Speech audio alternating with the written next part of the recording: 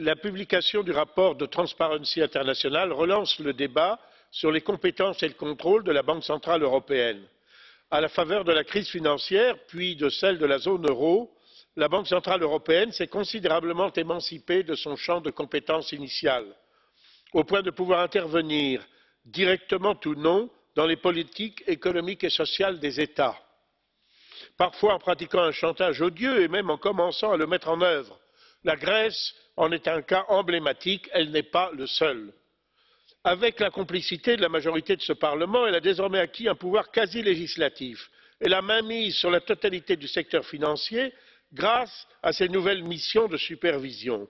Quant au contrôle, il est inexistant.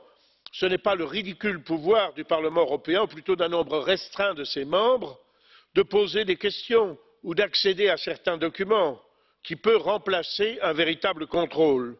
La totale indépendance de la Banque centrale européenne, ses statuts gravés dans le marbre des traités, ses dirigeants irrévocables, sauf par la Cour de justice, elle échappe de fait à toute responsabilité quant à la sanction de ses actions. Le monstre a échappé à ses créateurs. Comme dans le roman de Mary Shelley, la seule solution est de tuer le monstre.